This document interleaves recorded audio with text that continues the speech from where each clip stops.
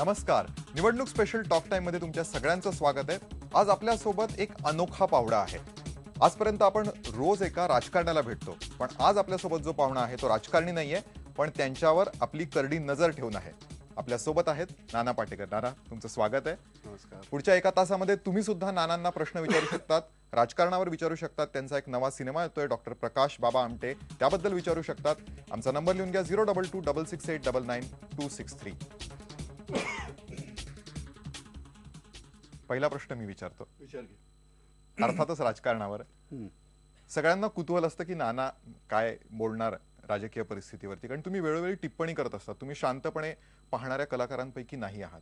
आत्ता महाराष्ट्रात मोठे राजकीय भूकंप झाले, युती तुटली, आघाडी तुटली, आणि आता एक पंचकोनी एक फाईट आपल्याला दिसते. तर तुम्ही या पूर्ण राजकीय पटलाकडे कसं बघताय? मला असं वाटतं की चौघांचंही चुकलंय. चौघांनी जी युती आणि आघाडी दोन्ही टिकायला पाहिजे होतं. बरं, आता त्याच्याबद्दल नाही मला काही वाटत, पण नंतर जे निवडून आल्यानंतरचं जे काही कडबोळं होणार आहे त्याचं काही कळत नाही. मग नंतर काय करणार तुम्ही? कोणालाही एकाला बहुमत मिळणं शक्यच नाही आहे. आणि मग त्यावेळी काय करणार? पुन्हा तेच ना. मग त्याआधी केलं असतं तर काय बिघडलं असतं? आणि सरतेशेवटी तुम्ही काय करायचं ते तुमचं तुम्ही ठरवा, पण सरतेशेवटी आमचं ना, आमच्यासाठी करणार ना तुम्ही. कशासाठी भांडता? म्हणजे हे टी व्हीवर पाहिल्यानंतर मग किळस येतं, वाईट वाटतं की काय चाललंय. आणि आम्ही नोंदवणार आमचं मत, आणि आमच्या समोर तुम्ही ज्या पद्धतीनं ते मांडताय की असं नाही असं, असं नाही असं, असं नाही असं, आमचाच लिलाव झाल्यासारखं आम्हाला वाटतं. ते असं कसं चालेल? बरोबर. सरकार म्हणजे काही ते तुम्ही तुमचं नाही, तुम्ही नेमले गेलेले ना, तुम्ही आमच्यासाठी काम करणार ना. बरोबर, आपलं सरकार आहे. मग हे असं कसं चालेल? खरंय. हा संताप नाना अनेकांनी व्यक्त सुद्धा केला होता. आपण पहिला प्रश्न घेऊयात. इंदापूरहून पहिला प्रश्न आलाय प्रसन्न जोशींचा. प्रसन्न, तुमचा प्रश्न विचारा. नाना नमस्ते. नमस्कार. माझा प्रश्न असा होता की आता मी तुमचं ऐकतोच आहे सगळं स्टेटमेंट, पण माझं असं म्हणणं आहे की सध्या जे चार पक्ष मोठे एकत्र लढत वेगळे वेगळे लढतायत. बरोबर, तुमचा प्रश्न विचारा प्रसन्न. कोणाची सत्ता येईल, कोण विरोधी पक्षात जाईल, या आपलं व्यक्तिगत मत काय? नाही, मला काही माहिती नाही. हे कोण काय येतील, कसे येतील, काही राजकारणाबद्दलचे तसे माझे आडाखे फार साधारणपणे चुकीचेच असतात. फक्त एकच आहे, सगळ्या पक्षातली सगळीच मंडळी मित्र आहेत. फक्त एकच अपेक्षा असते सगळ्यांकडनं की आमच्यासाठी, माझं वैयक्तिकरित्या मी नाही म्हणत, पण एरवी आम्ही म्हणजे जनता म्हणून, एक सामान्य माणूस म्हणून मला कायमच असं वाटतं की कुठेही बरं, भ्रष्ट झालेली मंडळीसुद्धा ज्या पद्धतीनं भाषणं करतायत, ज्या पद्धतीनं इथे येतात, तिथं बोलतात, ज्या पद्धतीनं बोलतात, निर्ढावल्यासारखी बोलतात, निर्लज्जपणे बोलतात, ते बघून किळस वाटते. यातलं कोण येईल, काय येईल, कशाला येईल, लक्षातच येत नाही. सरतेशेवटी हा सगळा बाजार मांडल्यासारखं वाटतं. पण फक्त एकच आहे की आता प्रश्नाप्रमाणे जर की कोण नेमकं येणार, तर कोण येणार ते मला, एकाला कोणाला बहुमत मिळेल याची मला खात्री नाही वाटत.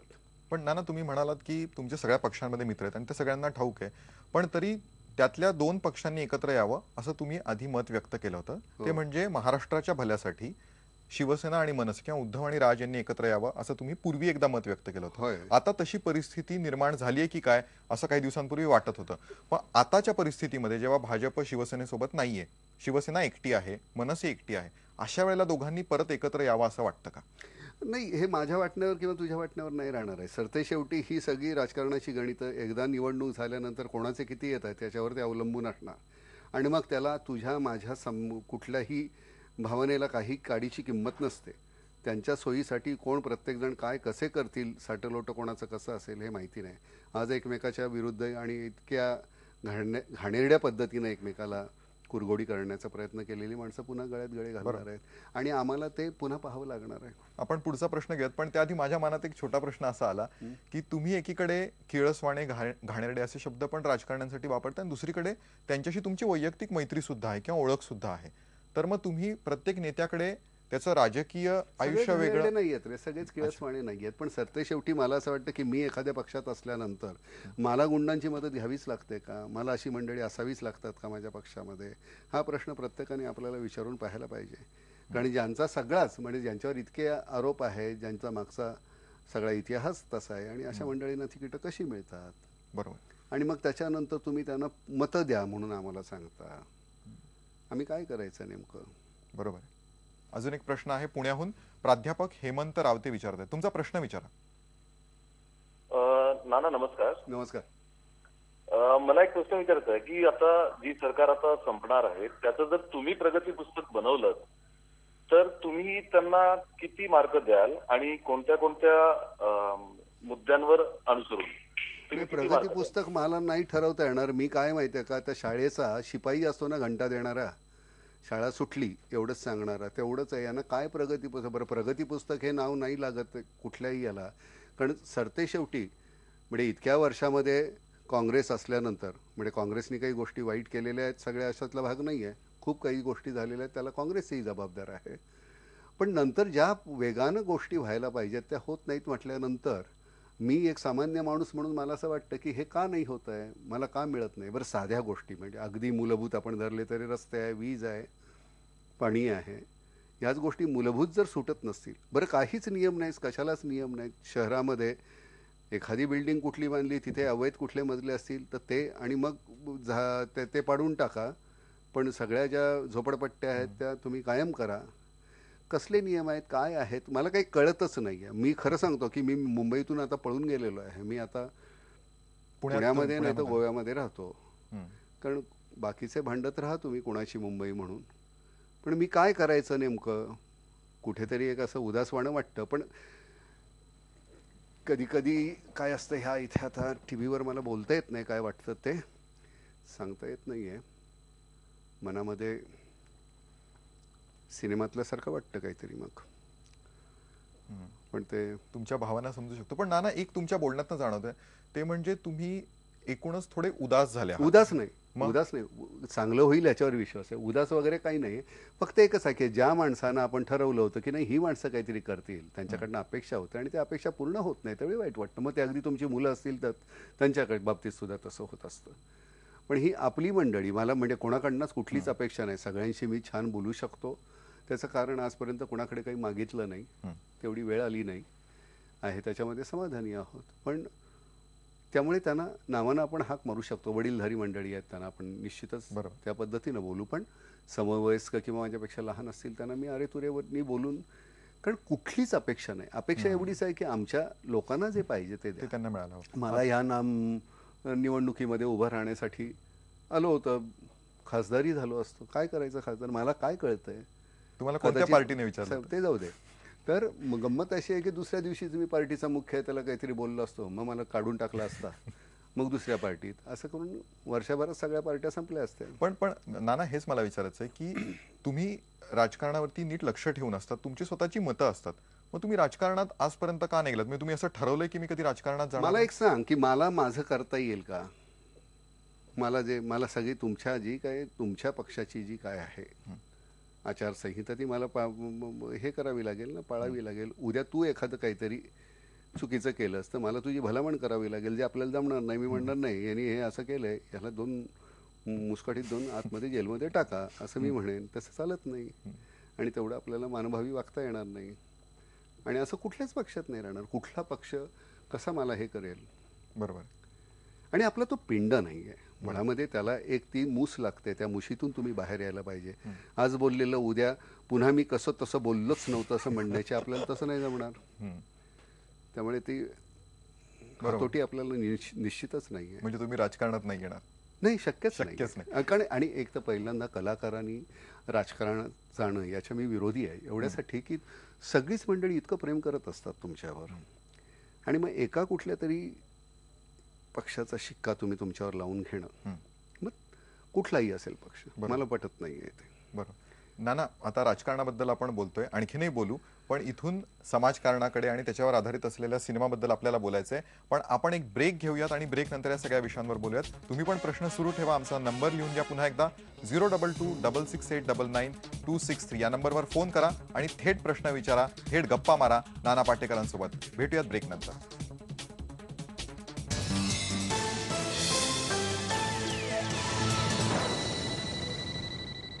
निवडणूक स्पेशल टॉक टाइम मध्ये आपण गप्पा मारतोय नाना पाटेकरांसोबत. आपण राजकारणावर भरपूर बोललो नाना, त्याच्यावर आणखीन फोन येत आहेत. पण त्याच्या आधी मला एक प्रश्न हा विचारायचा आहे की 10 तारखेला तुमचा सिनेमा रिलीज होतोय, डॉक्टर प्रकाश बाबा आमटे.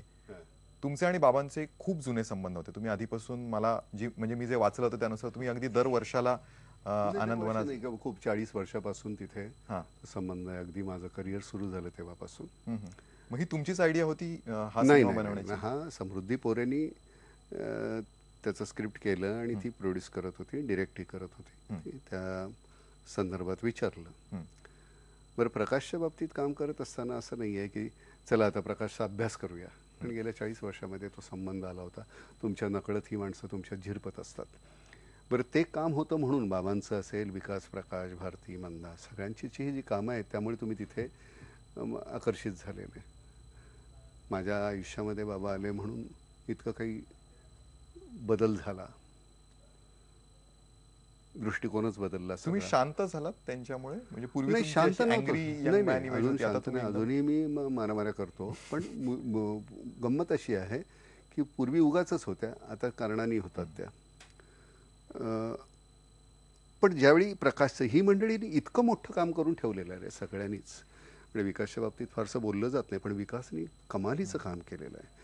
आता प्रकाश, बाबा आणि विकास याला म्हणजे प्रकाशला आणि विकासला घेऊन बाबा हेमलकशाला गेले ज्यावेळी 70 सालामध्ये. आणि बाबांनी त्यांना सांगितलं होतं की आता तुम्ही आनंदवन सांभाळा, मी इथे थांबतो. आता त्या वयामध्ये बाबांनी तिथे जाऊन हेमलकशामध्ये राहायचं, जिथे पाणी नाही, रस्ते नाही, काही नाही.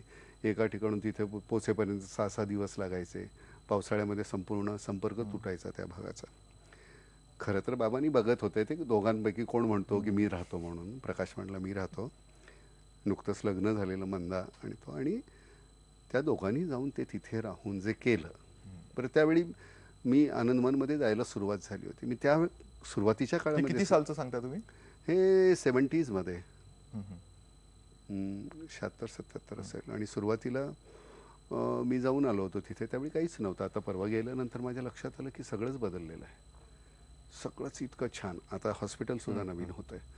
पण ही मंडळी म्हणजे बाबा असतील, ताई असतील, दोन्ही मुलं, दोन्ही सुना, आता त्यांची मुलं, की त्याग सुद्धा अनुवंशिक असतो की काय असं वाटावं, असं सगळं त्यांनी सगळं दिलेलं आहे. मी विकासला, प्रकाशला तर मी म्हणतो कसलं काय तू काम करतोयस रे, काही काम करत नाही आहेस. मग आमच्यासारखी मंडळी जी शहरी असतात, पांढरपेशी, ते हनीमूनसाठी 10 दिवस जातात कुठेतरी निसर्गरम्य ठिकाणी.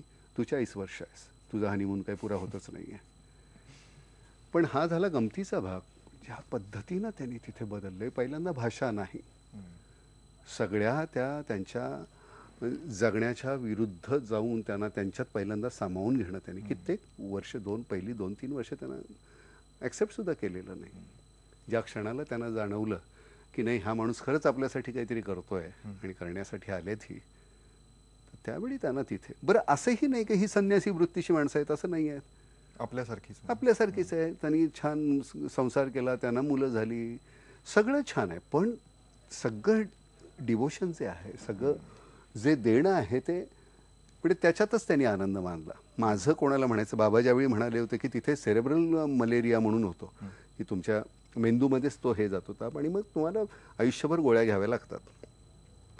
तर बाबांना पिल्याची आणि अनुची काळजी होती. प्रकाशची जी मुलं होती ते म्हणले प्रकाश, तुम्ही आता राहता इथे राहा, मी मुलांना घेऊन जातो. म्हणलं घेऊन जा, त्यांना त्रास होईल म्हणून. 360 आहेत म्हणजे त्यावेळी शाळेमध्ये मुलं 360 होती. म्हणले बाबा होऊ दे की त्यांना काय होईल ते, किती काळजी करायची आपण, बाकीची मुलं जगतातच आहेत ना इथे. तर ह्या पद्धतीनं जगणारी ही माणसं बघितल्यानंतर आपल्याला असं वाटतं की आपण फार किडूक मिडूक जगतो.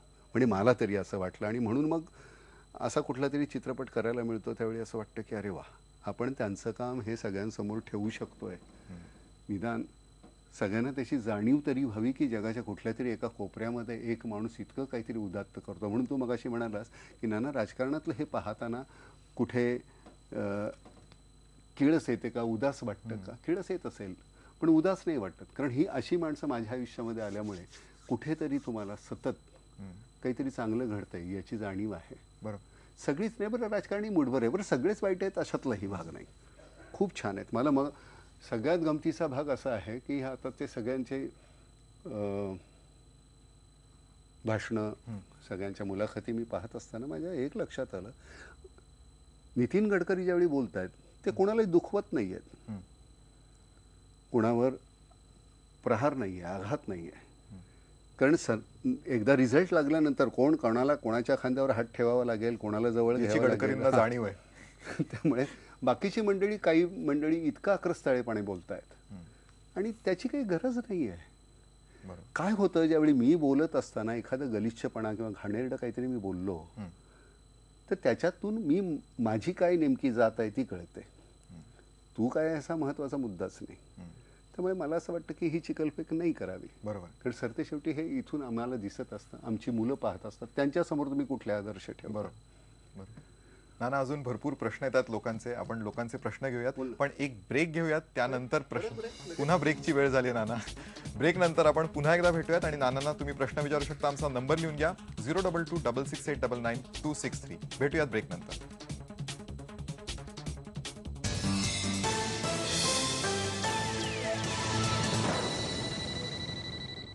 नाना पाटेकरांसोबत आपण गप्पा मारतोय. पुढचा प्रश्न आला आहे पुण्याहून.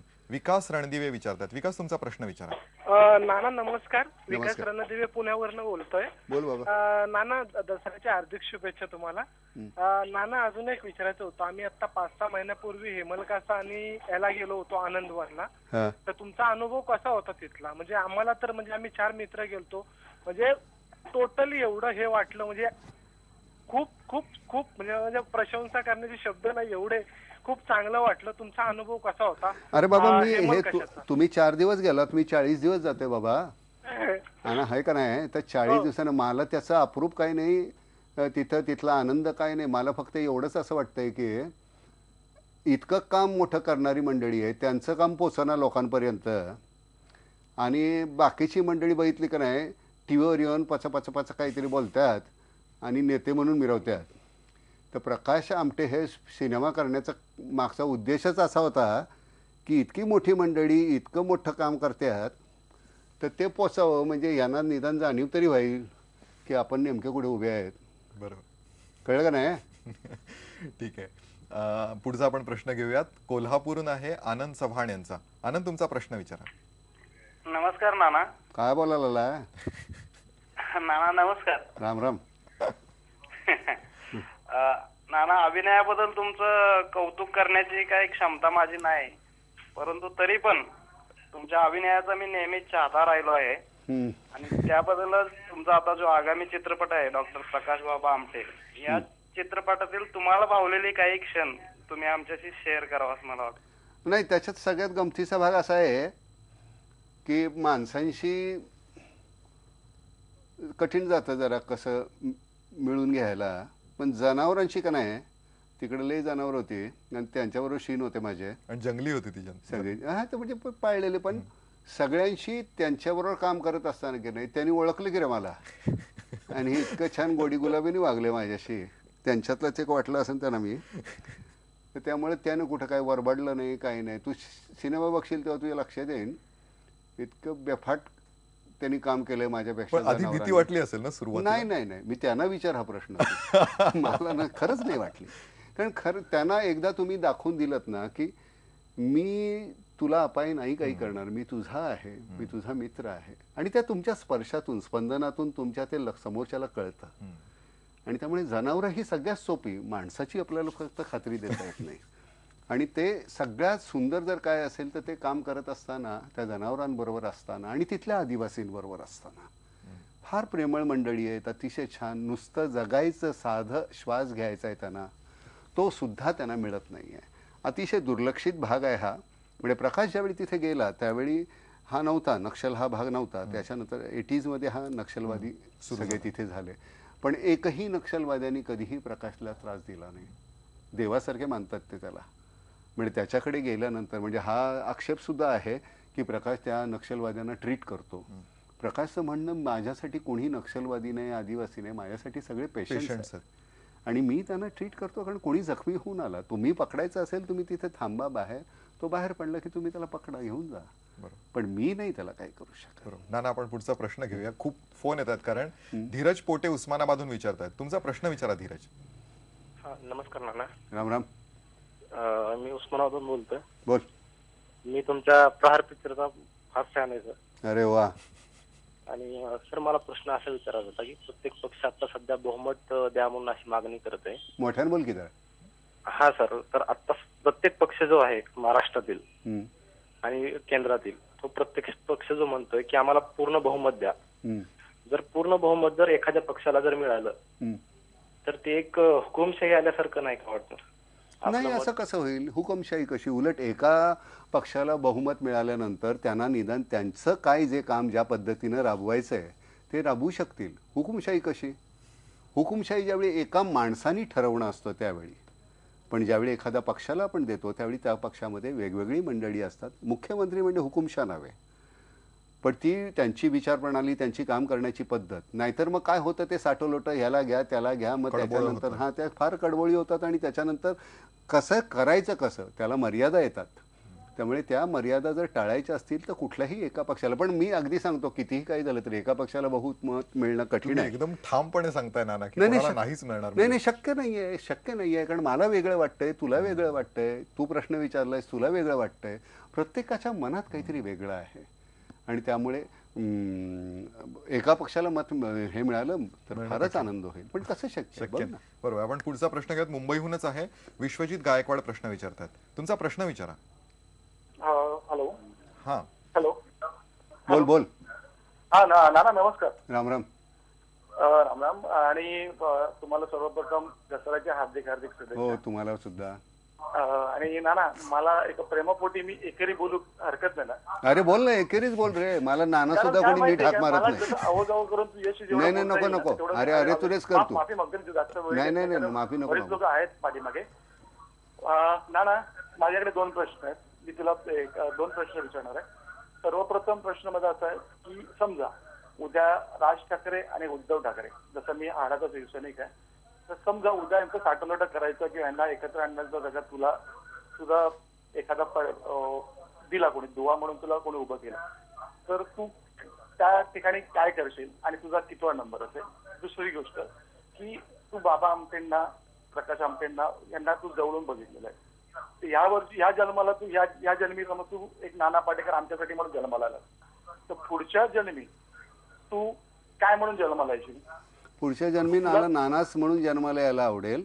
आणि उद्धव आणि राज हे दोघंही समंजस आहेत आणि एकदा कोण किती निवडून आणि कोणाचे किती आले ह्याच्यानंतर त्यांच्यामध्ये जास्त समंजसपणा येईल, हे निश्चितपणे मी तुला सांगतो. कारण सरतेशेवटी सत्तेचं जे राजकारण आहे त्याच्यामध्ये आपण नाही बोलू शकत. आपण कसे थेट काहीतरी बोलणारे, विचार करणारी मंडळी असतो, त्यांची गणितं वेगळी असतात आणि त्याच्यामध्ये आपण फारसं बोलू नये. कारण आपण जर तर याच्यामध्ये आपल्याला पडण्यात काही म्हणजे जाण्यात काही अर्थ नाही आहे तसा. बरोबर आहे. आपण पुन्हा एकदा ब्रेक घेऊयात आणि ब्रेक नंतर नानांना प्रश्न विचारूयात. आमचा नंबर पुन्हा एकदा लिहून घ्या, 022-668-99263. भेटूयात ब्रेक नंतर.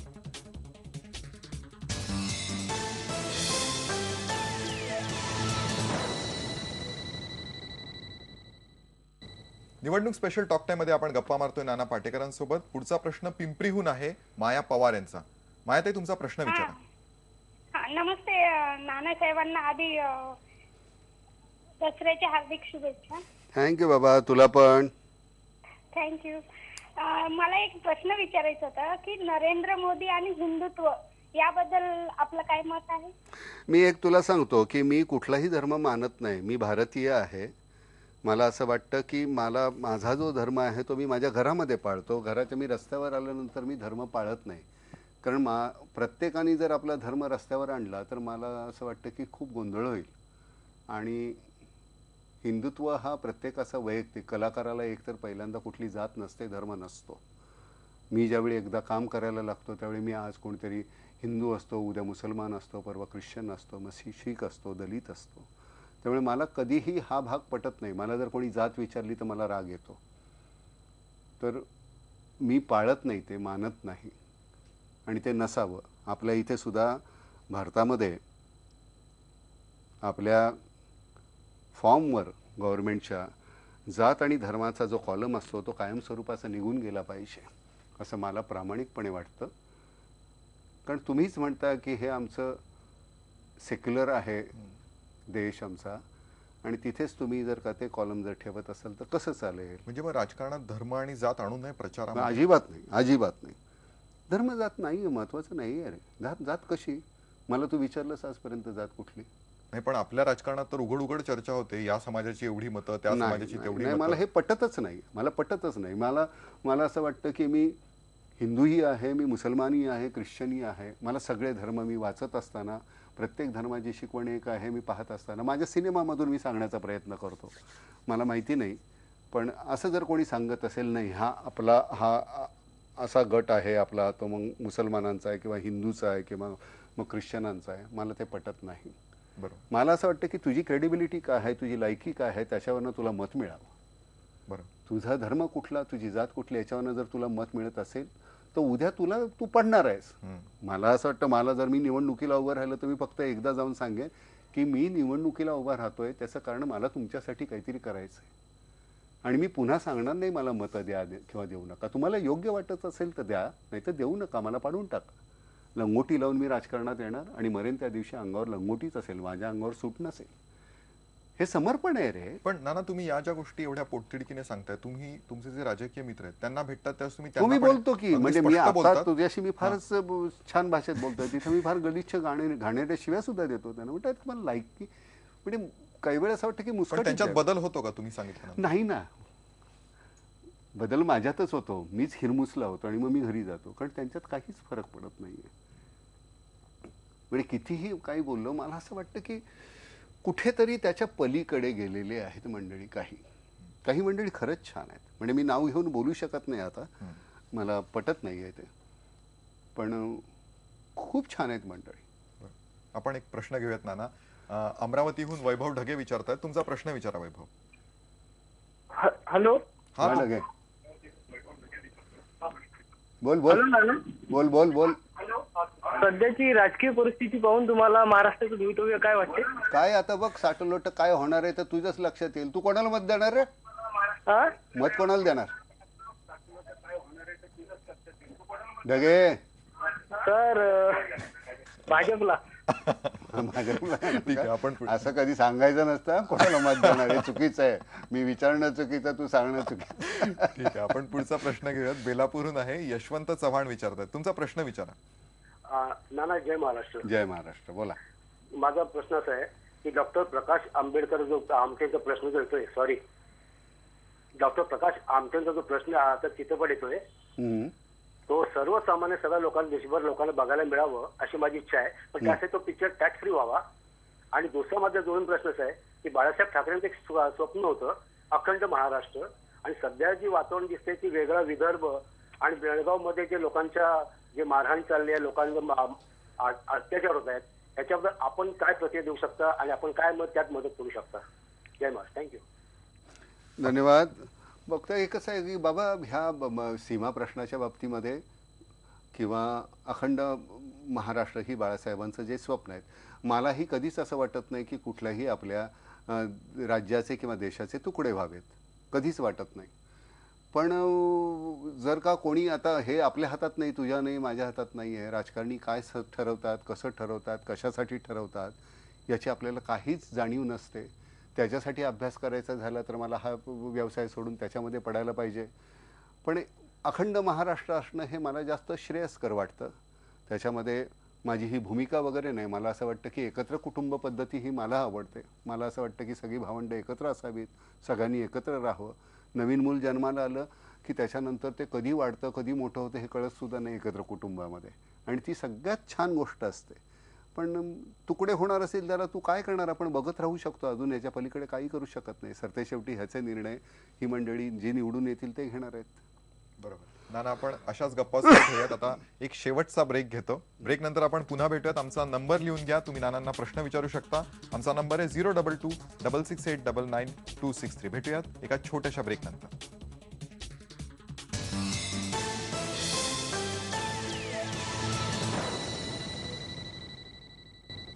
निवडणूक स्पेशल टॉक टाइम मध्ये आपण गप्पा मारतोय नाना पाटेकरांसोबत. आणि आज असं होतंय की इतके फोन कॉल्स येत आहेत की आमच्या सगळ्या लाईन्स जॅम झाल्यात. त्यामुळे आम्ही ठरवलंय की नानांसोबत अजून अर्धा तास आपण गप्पा मारूया. तुम्ही पण पुढच्या अर्ध्या तासात म्हणजे 3:30 वाजेपर्यंत फोन करून नानांशी बोलू शकतात. आमचा नंबर लिहून घ्या पुन्हा एकदा, 02266899263. नाना, आत्ता आपण ब्रेकमध्ये ज्या गोष्टीबद्दल बोलत होतो तो प्रश्न विचारतो की तुम्ही म्हणालात की तडजोडी कराव्या लागतील म्हणून तुम्ही राजकारणात जात नाही. पण ज्यावेळेस तुम्ही वेलकम सारखा एखादा सिनेमा करता किंवा आता वेलकम बॅक येतोय, तर अशा प्रकारचे ज्यावेळेस तुम्ही सिनेमा करता त्यावेळेस तुम्हाला एक अभिनेता म्हणून तडजोड करतोय असं वाटत नाही? नाही, काय होतं की नट म्हणून तुम्हाला कुठल्याही प्रकारची भूमिका करता यायला पाहिजे, हे एक पहिला भाग. दुसरी गोष्ट, ते जे चित्रपट करतो ते 2च केलेत मी. त्याचा जो धंदा आहे तो 150 कोटी, 100 कोटी, 150 कोटी, 250 कोटी, काय जे असेल ते. बरं, त्या सिनेमात काम केल्यामुळे तुम्ही हा सिनेमा पाहायला येता प्रकाश आमटे, अरे तोच नाना आहे. तर त्यामुळे मला कुठेतरी, बरं हे दुर्दैव आहे तुमचं की मला जर त्या चित्रपटामुळे ओळखत असतील ते खरंच दुर्दैव आहे. आपल्या समाजाचं प्रतिबिंब. आता त्याला मला एक सांग की आपल्याकडे इलिटरसी जी आहे ती इतकी आहे, मग आपल्याला त्या पद्धतीचे चित्रपट हे जास्त चालतात. प्रकाश आमटेसारखा चित्रपट जर चालला तर मला, तुला खरं सांगतो, इतका आनंद होईल. मला खरं हे करायचंय, पण हे करण्यासाठी मला ते करावं लागतं. आपल्या इथे दुर्दैवानं काय, शिक्षण म्हटल्यानंतर पहिल्यांदा दुसरी गोष्ट म्हणजे आपली लोकसंख्या. सगळी मंडळी बाकीच्या सगळ्या गोष्टी बोलतायत, लोकसंख्येबद्दल कोणीही काही बोलत नाही. अजून काही वर्षांनी माझी इतकी दाटीवाटी झाली, मी तुझ्या हातातलं हिसकावून घेईन. म्हणूनच तुम्ही मुंबई सोडून पुण्यात गेलात? नाही, माझं मी असं माझ्या बाबतीत नाही म्हणत. एरवी आपण एकमेकांच्या हातातलं हिसकावून घेऊ, फारच हे होईल, गदारोळ होणार आहे. पण त्या संदर्भात कोणी बोलतच नाही. प्रत्येकाला प्रत्येकाची मतपेटी, माझा मतदारसंघ वाढवायचा आहे, तिथली हे वाढवायचे, मग तिथे झोपडपट्टी वाढली चालेल, अमुक वाढलं चालेल. सगळ्यांना एकच कायदा, समान नागरी कायदा असेल तरच होईल. लोकशाही म्हणता तुम्ही, तुला वेगळा कायदा, मला वेगळा कायदा, ह्याला वेगळा कायदा, असं कसं चालेल? बरोबर. आपण प्रश्न पुढचा घेऊयात. रायगडहून प्रशांत गुरव प्रश्न विचारतात. प्रशांत, तुम्ही बोला. नमस्कार. नमस्कार नाना साहेब. नमस्कार. ना साहेब नको रे बोलू. नाना साहेब, तुम्ही राजकारणी वाटता एकदम. नाना साहेब. रायगड मधला कुठला रे गाव, कुठलं म्हणायचं? पालीचं आहे मी, मुरुडचा. पुढे बोल. नाना साहेब, एकंदरीत आपल्या राजकारण्यांच्या या सगळ्या वागण्याबद्दल सामान्य जनतेचा त्यांच्यावरचा विश्वासच उडून गेलाय. तर जसे क्रांतीवीर मध्ये आपण जे प्रत्येकाला त्याच्या क्षमतेची जाणीव करून दिली, आता पूर्णपणे पेटून उठला, तर याच माध्यमाच्या याच्यातून आपण या मतदारांना त्यांच्या क्षमतेची कशी जाणीव करून द्या? गंमत अशी आहे, क्रांतीवीर मध्ये बंदूक घेतो आणि मी गोळ्या घालतो, बरोबर? आता तशा गोळ्या मला काही घालता येणार नाही आणि ते योग्यही नाही. तर मला असं वाटतं की ती गोळी म्हणजे काय नेमकं, तर मतदारांनी त्यांचं मत नोंदवताना अतिशय सजगपणे ते करावं.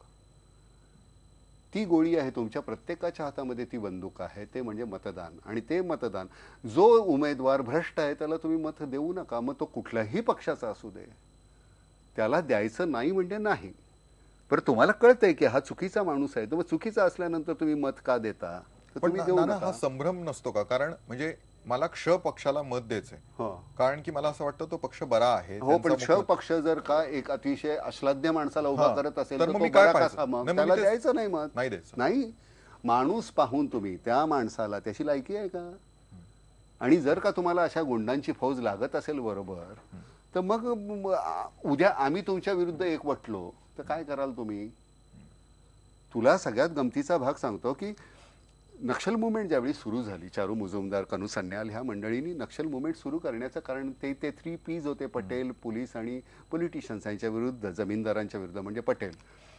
तर त्यावेळी ते सुरू केल्यानंतर, बरं ही सगळी शिकलेली मंडळी होती, पण लोकसंख्या म्हणजे त्यांच्याकडे मनुष्यबळ कमी असल्यामुळे त्यांनी बंदुका चुकीच्या हातात दिल्या आणि त्या चुकीच्या हातात बंदुका गेल्यानंतर त्यांनी त्याचा गैरवापर केला आणि नक्षल मुवमेंट ही बदनाम झाली. पण त्यांची मुळातली जी उद्दिष्ट होती की जनसामान्यांना, दलितांना, गरिबांना न्याय मिळवून द्यायचा. मी नक्षल मुवमेंटची भलामण करत नाहीये, पण प्रत्येक मुवमेंट ज्यावेळी सुरू होते त्यावेळी त्यातली उद्दिष्ट फार छान असतात. पण हळूहळू चुकीच्या लोकांच्या हातामध्ये गेल्यानंतर आणि आपण चुकीच्या हातामध्ये गेल्यानंतर राजकारणाचं काय होतं आपण पाहतोय. चुकीची मंडळी येऊ द्यायची नाही एवढं मात्र तुम्ही सगळ्यात म्हणजे मला बाळासाहेबांबद्दल कमालीचा आदर आहे. म्हणजे मी शिवसैनिक नव्हे पण बाळासाहेब हे मला अगदी वडिलांच्या ठिकाणी असल्यासारखे माझं त्यांचं नातंच वेगळं होतं. पण म्हणून मी शिवसेनेलाच मत देईन असं नाही. तुम्ही उमेदवार पहा आणि त्यानुसार. बरं, आपण पुढचा प्रश्न घेऊयात. नाना खूप फोन येत आहेत. अजित सोमेश्वर विचारतायत बारामतीहून. आपण पवारांबद्दल बोललो, त्यांच्याच गावातून प्रश्न. हो, वा, छान. तुमचा प्रश्न विचारा अजित. राम राम नाना. राम राम. मला एक विचारायचं होतं की अजित पवारांचं रोखठोक बोलणं तुम्हाला आवडतं, तर त्या रोखठोक बोलण्यात तुम्ही रोखठोक बोलता स्वतः, तर त्या रोखठोक बोलण्यापाठीमागे त्यांची प्रामाणिक भूमिका असं तुम्हाला वाटतं का? नाही, प्रत्येक ठिकाणी नुसतं रोखठोक आणि प्रामाणिकपणा हे बरोबरच जातात असं काही नाही. म्हणजे नेमकं काय म्हणायचंय तुम्हाला? कळलं का तुला? लक्षात येतं का नाही की रोखठोक बोलणं म्हणजेच मी प्रामाणिक असतो अशातला भाग नाहीये. म्हणजे मी अजितबद्दल बोलतोय की माझ्याबद्दल बोलतोय हे तुझं तू ठरव. समजदार को इशारा काफी आहे. आपण पुण्याहून आलेला पुढचा प्रश्न घेऊयात. जयंत साबणे विचारतायत. जयंत, तुमचा प्रश्न विचारा. तुमच्या टीव्हीचा आवाज पूर्ण बंद करा आणि प्रश्न विचारा. नाना बोला. नमस्कार. राम राम. आम्ही पुण्याहून बोलतोय. बोला. माझा प्रश्न असा आहे की पुढे एकदा असं म्हणाले होते की मला आतापर्यंत मरणाची भीती वाटत होती, आता आम्हाला असं इथे ज्येष्ठ नागरिक असल्यामुळे जगण्याची भीती वाटते आहे. कारण इतकी गुंडगिरी, अत्याचार, मारामाऱ्या, शिव्या, काय काय चाललंय ते ह्याला विरोध करू शकत नाही आता ज्येष्ठ नागरिक असल्यामुळे. नाही, या गोष्टीला काय करावं? खरं आम्ही आता तुम्ही निदान गोव्याला आणि दुसरीकडे पळून तरी गेलाय, तर आम्हाला तशीही जागा नाहीये. नाही, मी पळून नाही गेलो. मला काय होतंय की हे बघ, इथे उभा राहिलो तर मी कदाचित काय मूठ वळेन, काही करेन, काही बोलेन, माझ्या विरोधात त्यांना काय करायचं तर ते करतील. गंमत अशी आहे की हे मी एकट्याने किंवा तुम्ही एकट्याने हे होणारं काम नाही आहे. सरतेशेवटी त्याच्यासाठी सगळंच जागरण झालं पाहिजे आणि ते जनजागरण तेव्हा होणार की ज्यावेळी आपण सगळे एकत्र येऊ आणि चुकीच्या माणसांना मतं द्यायची नाही. आत्ता मी बोललो तसंच सांगतो की जोपर्यंत आम्ही चुकीची माणसं आणि घाबरायचं नाही. सरतेशेवटी काय आहे, जी कुतरओढ चाललेली आहे आपली, ज्या पद्धतीची मुस्कटदाबी चाललेली आहे, अमुक केलं तरी मारणार, तमुक केलं तरी मारणार, मग त्यांच्या विरोधात अतिशय निर्भीडपणे बोलणं हे आपल्या हातात आहे आणि ते करायचं. मरायचं ते फक्त एकदा. आणि मग जर नुसतंच मरायचं असेल तर मग ते बघा मारून मरू की. बरोबर आहे नाना. पण ते सिनियर सिटीजन्स बद्दल बोलले. हो, पण आता मी तुमच्याच सारखा आहे. मीही 64 आहे बरं का. शरदराव माझ्यापेक्षा फक्त 10 वर्षांनी मोठे. शरदरावांचा मी सुरुवात म्हणजे मी शाळेत असताना आणि शरदराव नुकतेच आले होते राजकारणात तेव्हापासून पाहतोय. त्यावेळी आपल्या एक डोळ्यासमोर कोणतरी माणूस असतो. शरदराव त्यावेळी नवीन आलेले तरुण. शरदरावांचा मग तो सगळा प्रवास मी पाहिलेला आहे. मला त्यांच्याबद्दल अतिशय आदर. पण आज मला कुठेतरी पाहताना शरदरावांना की कारण पिढी बदललेली आहे. शरदरावांबद्दल कोणी जर काही वाईट बोललं, चुकीचं बोललं तर मला त्रास होतो, कारण मला शरदराव आवडायचे म्हणून. त्यामुळे ते आवडायचे. हा, तर आवडायचं म्हणजे त्या राजकारणात ज्या पद्धतीने त्यांनी देश केलं. आता कुठेतरी आपल्याला त्यांना कोणीतरी एखादा अधिक उणा शब्द, आणि आता राजकारणाची पद्धतच बदललेली आहे. नवीन पिढीमध्ये येणारे कोणीही कुठल्याही भाषेमध्ये कसाही बोलतं आणि त्यावेळी त्रास होतो. पण ज्यांना आपण असे पाहिलेले आहेत त्यांच्याबद्दल कोणी बोललं नाही, सण होत नाही. मग त्यावेळी मग तुम्ही अमुक एका वेळेनंतर मला असं वाटतं की आपण आशीर्वादापुरते राहावं. माझ्या मुलांना, माझी मुलं आता मोठी झाली, प्रत्येक गोष्ट मी त्यांना सांगू शकेन असं नाहीये. विचारलं बाबा हे असं मतं द्यायचं, पण त्याला सांगायला गेलं तर तुला काय कळतंय असं मला बोलला की मग गेलं की बोंबला. त्यामुळे मला असं वाटतं की आता बघतोयच ना आपण कुठल्या प्रत्येक पक्षामध्ये जी माणसं इतक्या प्राईम स्टेजला होती सगळी, काही वेळ तर त्यांचे उमेदवार अशा मोठमोठ्या पदासाठी त्यांचा विचार केला जात होता, त्या माणसांना विश्वासात सुद्धा घेतलं जात नाही. आपण ते पाहतो. म्हणजे तुमचं म्हणणं आहे की एका विशिष्ट वयानंतर त्यांना स्वतःला रिअलाइज व्हायला हवं राजकीय. हा, म्हणजे त्यांच्यातली ताकद संपली अशातला भाग नाही, पण नवीन पिढीनं त्यांच्या बरोबर सामावून जुळून घेणं नाहीये. त्यामुळे प्रत्येकाचं आता वेगळंच आहे ना काहीतरी चाललेलं. त्यांनी स्वतःहून बाजूला व्हायला हवं. स्वतःहून बाजूला व्हायला पाहिजे, कारण आपल्याला ते आपली जी आहे पत ती आपली टिकून राहिली पाहिजे. मला माझ्या मुलांना म्हणजे बाबा गप्प रे, उगाच तुला आता नाही कळत, तो कशाला बोलतो असं बोलल्यानंतर मग जगायची सुद्धा इच्छा राहणार नाही. त्यामुळे ते फार महत्वाचं आहे. नाना एक ब्रेक घेऊयात. ब्रेक आपल्या खरं गप्पा खूप छान चालल्यात पण ब्रेकची वेळ झाली आहे. अरे बापरे. ब्रेक नंतर पुन्हा एकदा भेटूयात. नानांसोबत गप्पा मारूयात. तुम्ही प्रश्न विचारू शकता त्यांना. आमचा नंबर पुन्हा एकदा लिहून घ्या 022-668-99-263. भेटूयात एका छोट्याशा ब्रेक नंतर.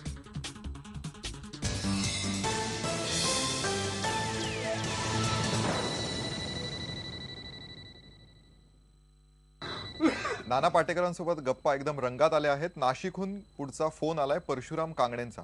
परशुराम, तुमचा काही प्रश्न आहे की काही गप्पा मारायच्या आहेत नानांशी? नाही, प्रश्न आहे नाना. नमस्कार नाना. राम राम, बोल. तर माझा प्रश्न असा होता, महाराष्ट्र शिवरायांचा महाराष्ट्र म्हणतो आपण, तर पण या महाराष्ट्रामध्ये जेव्हा बलात्कार वगैरे अशा काही गोष्टी होता, महिलांवर अत्याचार होता, त्यावेळेस कुठेतरी मनाला बोचल्यासारखं. तरी आपल्या तरुणांनी कुठेतरी या गोष्टीमध्ये पुढाकार घेऊन महाराष्ट्रामध्ये ते कमीत कमी अशा गोष्टी होऊ नये असं मला मनोमन वाटतं. नाही, हे प्रत्येकाला वाटतं बाबा. प्रॉब्लेम असा आहे की रस्त्यात किंवा कुठेही अशी एखादी गोष्ट घडत असेल आणि त्यावेळी जर मी तिथे हजर असेल तर मला माझ्या जीवाची पर्वा न करता मध्ये जाण्याची ताकद असायला पाहिजे. तो जोपर्यंत आपण करत नाही, पूर्वी हे आपण करत होतो. आपल्या महाराष्ट्रामध्ये असा कुठलाही एक असा माणूस नव्हता की जो गप्पपणे पाहत राहील. तो जाऊन सरळ जाऊन मुस्काट फोडायचा. जीवाची पर्वा नाही. आज का झालंय तसं? का आपण असे शेपटी घालून बसतो? कशामुळे चाललेलं आहे हे माझ्या लक्षात येत नाही. पण तू एवढंच करू शकतोस किंवा मी एवढंच करू शकतो, म्हणजे माझ्या समक्ष असली कुठलीही गोष्ट होऊ देणार नाही याची मी खात्री बाळगतो. आणि तशी तू स्वतःलाही सांग की मी बाबा असं काही होत असेल तर मी मागे राहणार नाही. मग भले तर मला कोणी भसकलं, काय झालं तर ते बघून घेऊ. पण ती वृत्ती आपल्यामध्ये जी होती महाराष्ट्रीयन सगळ्यांमध्ये, ती कुठे लोप पावली आहे का? मला नाही वाटत लोप पावली आहे अजून. फक्त आपल्या जागृत करायला हवी. नाही, जागृत नाही, आपण स्वतःलाच आहे. कोणी तिसऱ्याने येऊन आपल्याला उगाच टक्के हातोड्या मारण्याची गरज नाही. आपल्या आतमध्येच आहे सगळं. आपणच ते बोलायला पाहिजे, सांगायला पाहिजे. तर तू तेवढं कर. मला असं वाटतं की तू काय करू शकतोस तो विचार कर. आपण प्रत्येक वेळी काय करतो, दुसऱ्याकडनं अपेक्षा ठेवतो. मला दोष देणं मी सोपं आहे दुसऱ्याला. तर तुला जमेल तेवढं तू करायचं, मला जमेल ते मी करणारच. कारण आपण पोलिसांवर किती अवलंबून राहणार? बरं, प्रत्येक ठिकाणी पोलीस हजर असतीलच असं नाहीये. बरोबर. ना पुढचा आपण प्रश्न घेऊयात. पुण्याहून आलाय विक्रांत पाटील प्रश्न विचारतात. तुमचा प्रश्न विचारा. नमस्कार नाना, मी विक्रांत पाटील बोलतोय पुण्यावरनं. बोल विक्रांत. हा ना, माझा असा प्रश्न होता की सामाजिक दृष्ट्या तुम्हाला काय वाटतंय, कुठल्या पक्षांनी सत्ता स्थापन करावी सामाजिक दृष्ट्या? सामाजिक दृष्ट्या कोणी सत्ता स्थापन करावी असं ते विचारतात. असं हे ह्या वाटण्याला अर्थ आहे का फारसा? मला सांग, मला काय वाटतं. योग्य माणसं यावीत तिथे आणि योग्य माणसांनी करावी. योग्य म्हणजे कोण हे आपण ठरवायचं ना. आपल्याकडे येणार आहेत ना ते मशीन, आपलं कुठलं मग तुम्ही कशावर शिक्का मारता हे तुम्ही ठरवा. फक्त तेच मगाशी म्हणालं तेच मला बोलावं लागणार आहे की कारण अयोग्य माणसं जर कुठल्याही योग्य पक्षाने उभी केली तर मग तो पक्ष योग्य कसा, असा मला प्रश्न पडतो. ना आपण काही वेळापूर्वी जातीच्या विषयाबद्दल बोललो होतो. आता जो प्रश्न आला होता ते पण म्हणत होते की म्हणजे आपण काय करायला हवं. तर जातीच्या मुद्द्याबद्दल सुद्धा हाच प्रश्न मला विचारायचा आहे. पण एक शेवटच्या ब्रेकची वेळ झाली. या ब्रेक नंतर आपण या विषयावरती बोलूयात. कारण की या निवडणुकीमध्ये जात हा खूप महत्त्वाचा, प्रत्येक निवडणुकीत असतो. त्याबद्दल बोलूयात आपण, पण एका ब्रेक नंतर बोलूयात. एक छोटासा ब्रेक घेऊयात आणि नानांसोबत पुन्हा एकदा भेटूया.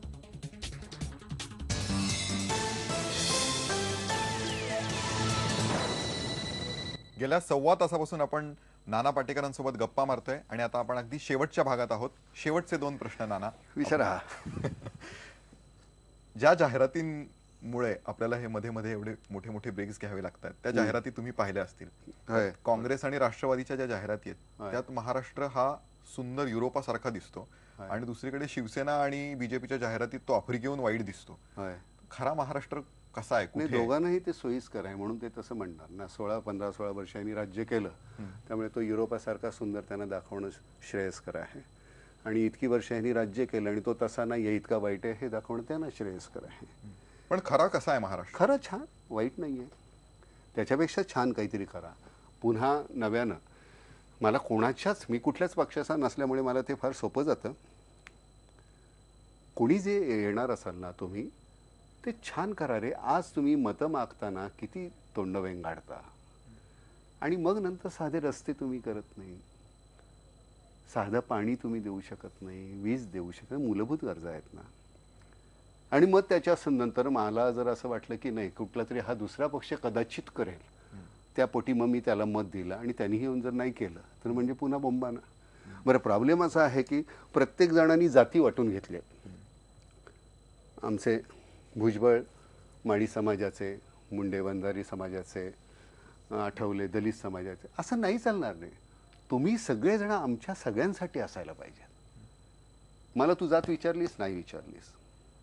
माझा अभिनय कुठल्या जातीचा विचारलंस, नाही विचारलं. जाती वाटून घेतल्यानंतर साहजिक आहे तुमच्यामध्ये मग नंतर भांडणं लागणारच आहे, कारण तुमचे कंपून निर्माण झाले. तसं नाही चाललं. माळी समाजही माझाच, दलितही माझेच, ब्राह्मणही माझे, सगळेच माझे. ह्या वृत्तीनं जर तुम्ही ज्यावेळी काम कराल त्यावेळी तुम्हाला सगळ्यांना सामावून घेणार ना. मी फक्त ह्या अमुक एक समाजासाठीच भांडेन असं कसं चालेल? बरं ना, वेळ अगदी कमी आहे. शेवटचा प्रश्न विचारतो, तो म्हणजे तुम्ही हा सिनेमा बनवत असताना आणि आधीपासून एकीकडे सगळे जे समाजकारणी आहेत त्यांच्यासोबत होतात, त्यांना जवळून तुम्ही पाहिलं, म्हणजे डॉक्टर प्रकाश बाबा आमटे असतील, आणि दुसरीकडे तुम्ही तेवढ्याच जवळून मुंबईतले हे जे राजकारणी आहेत, खूप जणांना ओळखतो, खूप जण, सगळ्याच पक्षातल्या राजकारण्यांना, त्यांना जवळून पाहिलं. तर या समाजकारण्यांनी राजकारणात यावं किंवा या राजकारण्यांनी समाजकारण करावं असं तुम्हाला कधी वाटतं का? असं नाही होणार, कारण वाण्याला ऑपरेशन करायला द्यायचं नाही आणि डॉक्टरला किरणा विकायला बसवायचं नाही. तसं होणार नाही, ते शक्य नाही आहे. प्रत्येकाचं काम जे आहे ते त्या पद्धतीनं ते तसंच करायला पाहिजे. पण एखादे प्रकाश आमटे जर सत्तेच्या ठिकाणी बसले तर ते अधिक चांगल्या पद्धतीने निर्णय नाही रे. तिथे त्याला जे पाहिजे ते तो करू शकतोय, इथे त्याला कोणी काही ते करू देणार नाही. सरतेशेवटी कुठल्या तरी एखाद्या पक्षाचा तो भाग असणार आहे, तो पक्षप्रमुख असणार नाहीये. त्यामुळे तुला जो पक्षप्रमुख म्हणेल तेच करावं लागणार आहे. त्यामुळे आता तिथे जो करतोय ते पराकोटीचं आहे, त्याच्या आतून आलेलं आहे आणि ते स्वयंभू आहे. इथे तुम्हाला स्वयंभू राहता येतच नाही. प्रत्येकाची वेगळी मंदिरं आहेत, देवळं प्रत्येक वेगळं आहे, आतले देव वेगळे आहे. बरं, त्यामुळे ते शक्य नाही. प्रत्येकाने त्याचं, म्हणजे राजकारणी वाईट नाही, त्यांना ते कळायला पाहिजे. धुरीण लागतात रे तिथे. त्यातलं त्या ह्या सगळ्या आपल्या बाबूंकडनं काम करून घेणं ही काही साधी गोष्ट नाही आहे. मला ह्याच्याकडे बोट दाखव आणि त्याच्याकडे बोट दाखव फार सोपं असतं. म्हणजे भ्रष्टाचार करू नये हे अगदी मान्यच आहे. अगदी कोणी केलं असेल तर त्याला ठेचलाच पाहिजे. पण तरीसुद्धा त्यांनी ज्या पद्धतीनं कामं केली आहेत, मध्ये कुठेतरी आपलं तळे राखताना काहीतरी घोळ केला असेल तर ते चूक आहे. म्हणजे आता आपण पाहिलं जयललितांच्या बाबतीत काय झालं. बरोबर. तर ते होणार, ते होणारच आहे. पण मला असं वाटतं की ज्यांचं काम त्यांनीच करावं. उगाच चुकीचं काहीतरी दिलं तर तसं नाही. म्हणजे उदात्त हेतू आहे छान प्रत्येक ठिकाणी, तिथे काम करणारा तो इथे छान करेल असं कसं असं नाही सांगता. पण त्यामुळे ते तुम्ही फक्त एकच आहे की मला हे अशा पद्धतीचं काम करत असताना, म्हणजे दोन्ही लोकांशी संबंध येत असताना, प्रकाश ही व्यक्ती मी कुठे लोकांसमोर ठेवत नाही या चित्रपटाद्वारे. त्या माणसानी केलेलं काम, कुठलीच गोष्ट नसताना त्या माणसानी ही गोष्ट करून दाखवली. आपल्याकडे सगळं आहे राजकारणी म्हणून, इन्फ्रास्ट्रक्चर आहे तुमच्याकडे मंडळी आहे, तुमच्याकडे काम, तर मग आमच्यासाठी करा की हो तेवढं. अगदी म्हणजे हात जोडून वगैरे मी म्हणणार नाही. का हात जोडावे? हात कशासाठी जोडायचे? तुम्ही हे करायलाच पाहिजे. तुमची ही त्यासाठीच तुम्ही तिथे आहात. तिथे. आणि तुम्ही प्रकाशला कोणी सांगितलं नाही हे तू करायलाच पाहिजेस. त्यांनी ते आतून केलं. तो वसा आहे रे. जसा हा राजकारण हा वसा आहे, तो तुम्ही तो व्यवसाय नाही आहे, त्याचा व्यवसाय करून टाकलेला आहे, धंदा झाला आहे. आज आलात जसे आलात तसेच्या तसे मरताना तुम्ही असायला पाहिजे. साधं संपलं. पुन्हा एकदा सांगतो सगळ्यांना, चुकीची व्यक्ती असेल त्याला मत देऊ नका, पस्तावाल नंतर. कारण अशी माणसं तुम्ही राजकारणामध्ये आणल्यानंतर तुम्हालाच नंतर ते भोगावं लागणार आहे. तुम्हाला म्हणजे आपल्याला. आणि छान तुम्ही इथे इतका वेळ, खरं तर मी तुला सांगू का, अजून थोडा वेळ असता तर बरं झालं असतं. आपल्याला एक सलगपणे काय होतं, ह्या ब्रेकमुळे एक असा सूर लागलेला असतो आणि मग नंतर बोलता येत नाही. आणि आम्हाला ते नंतर बरोबर आपण काही ठरवून बोलत नाही. पण छान बरं वाटलं. थँक्यू नाना. आणि तुम्ही पण आलात. सगळ्या, मी औपचारिकपणे बोलत नाही पण तुम्ही अगदी मनापासून गप्पा मारल्यात, सगळ्या प्रश्नांची उत्तरं दिलीत. खूप बरं नाही वाटलं. नाही, सगळे प्रश्न मला ऐकायला सुद्धा नाही मिळाले. खूप मंडळी राहिली असतील, मला माफ करा रे बाबा ना. कारण काय तुमच्याशी मला खूप बोलायचं होतं. कारण तुमच्या मनातले प्रश्न आणि माझ्या मनातले प्रश्न याची कुठेतरी मला ताळमेळ बसतोय का नाही. कारण मलाही रात्री झोप येत नाही. रोजचं हे पाहिल्यानंतर मला विचित्र वाटतं. टी व्ही लावूनही असं वाटतं. लोक ज्या पद्धतीनं बोलतायत ते पाहून कळतं की माणसं किती खोटं बोलतायत. पण असो, आता काय, तुमचा पुढचा कार्यक्रम आहे बाबा. चालेल, थँक्यू नाना. आम्हालाही खूप गप्पा मारायच्यात, पण भेटूयात लवकर. आणि एक इच्छा शेवटी व्यक्त करतो की तुम्ही आता तुमचा वेलकम बॅक तुम्ही सिनेमा करताय, तसे तुम्ही सिनेमे भरपूर करा, जेणेकरून डॉक्टर प्रकाश बाबा आमटेंसारखी भरपूर सिनेमे तुम्हाला करायला नाही, त्याचा तसा एखादाच करावा लागतो. एखादाच केल्यावर बरं, माझी फार एक इच्छा आहे की ज्यावेळी ह्याचं काउंटिंग सुरू होईल ना, त्यावेळी जर का तुम्ही बोलवलं तर मला बरं वाटेल. कारण मला त्यावेळी, मला खरंच सांगतो की त्यावेळी मला बोलायला फार आवडेल आणि मी फार नागडं बोलेन त्यावेळी. अगदी अगदी. आणि ते जास्त बोलायला आवडेल. मग त्यावेळी नाही, म्हणजे 19 तारखेला मतमोजणी आहे. तुम्हाला इथेच निमंत्रण देतो. तुम्ही या स्टुडिओमध्ये 19 तारखेला नक्की या. आलोच. भेटूयात आपण. थँक्यू. उद्या भेटूयात नव्या पाहुण्यासह. पहा फक्त IBN लोकमत.